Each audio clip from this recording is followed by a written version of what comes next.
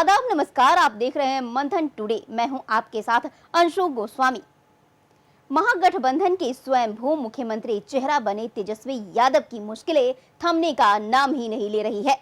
स्वयंभू इसलिए कहना पड़ रहा है क्योंकि महागठबंधन की सबसे बड़ी सहयोगी पार्टी कांग्रेस अब तक उन्हें आधिकारिक चेहरा मानने को तैयार नहीं हुई है, क्योंकि कांग्रेस की ये हठ तेजस्वी के लिए सिर दर्द बनी हुई है। उधर परिवार के भीतर भी बिखराव गहराता जा रहा है। बड़े भाई तेज प्रताप यादव के बागी तेवर जग जाहिर है। वहीं अब रोहिणी आचार्य ने भी परिवार से किनारा कर लिया है। पिता लालू यादव को अपनी किडनी दान कर चर्चा में आई रोहिणी ने सोशल मीडिया के जरिए ही परिवार से नाता तोड़ने का संकेत दे दिया। वहीं रोहिणी ने न केवल अपना अकाउंट प्राइवेट कर दिया बल्कि फैमिली फ्रेंड्स को भी अनफॉलो कर दिया। ये तेजस्वी के लिए किसी बुरे संकेत से कम नहीं माना जा रहा है।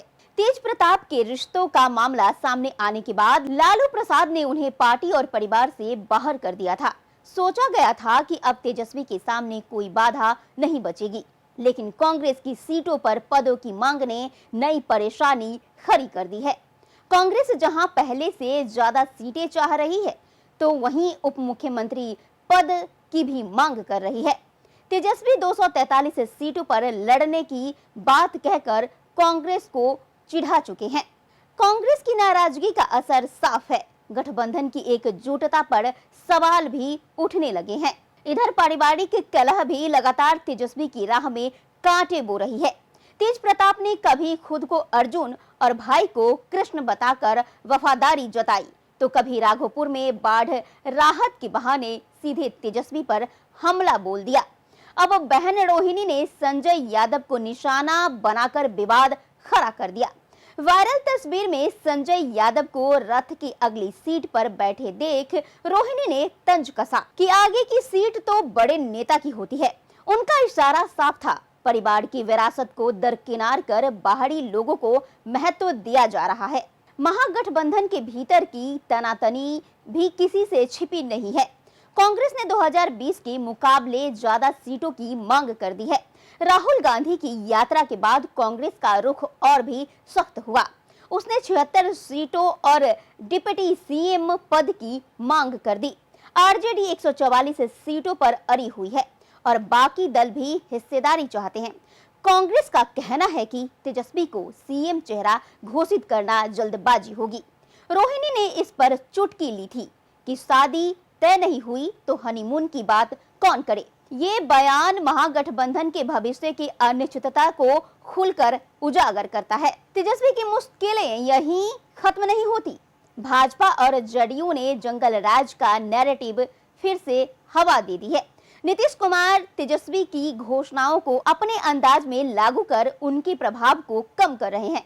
पप्पू यादव जैसे नेता अलग मोर्चा खोल रहे हैं। उधर महागठबंधन में शामिल छोटे दल सीट बंटवारों को और पेचीदा बना रहे हैं। प्रधानमंत्री नरेंद्र मोदी ने भी आरजेडी और कांग्रेस पर घुसपैठियों के संरक्षण का आरोप लगाया, तो वहीं सीमावर्ती इलाके में ये मुद्दा भाजपा जेडीयू के लिए हथियार बन चुका है। लालू प्रसाद यादव की खराब सेहत के बीच उत्तराधिकार की जंग ने आरजेडी की जड़ें हिलानी शुरू कर दी है। जनवरी 2025 में लालू ने पार्टी की कमान तेजस्वी को सौंपी थी, लेकिन पारिवारिक बगावत ने इस फैसले की चमक फीकी कर दी है। तेज प्रताप का विद्रोह, रोहिणी की तलखी और संजय यादव जैसे नेताओं को आगे लाने की रणनीति ने कार्यकर्ताओं के मन में भी संदेह पैदा कर दिया है।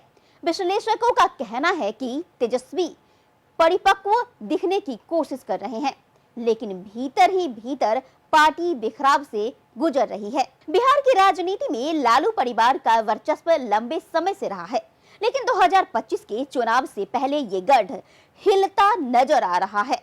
तेजस्वी एक तरफ कांग्रेस और सहयोगियों के नखरों से जूझ रहे हैं, दूसरी तरफ परिवार की आग सुलग रही है। विपक्ष में बैठे नीतीश कुमार और भाजपा इस फूट से पूरा फायदा उठा रहे हैं। जनता बदलाव चाहती है और तेजस्वी उनके सबसे बड़े विकल्प के तौर पर दिख रहे हैं, लेकिन उनके सामने मुसीबतों का पहाड़ खड़ा है। अगर उन्होंने परिपक्वता नहीं दिखाई तो 2025 का चुनाव आरजेडी के लिए घातक साबित हो सकता है। देश और दुनिया की तमाम खबरों को देखने के लिए देखते रहे मंथन टुडे। चैनल को लाइक, सब्सक्राइब, शेयर, फॉलो जरूर करें। देखते रहे मंथन टुडे। शुक्रिया।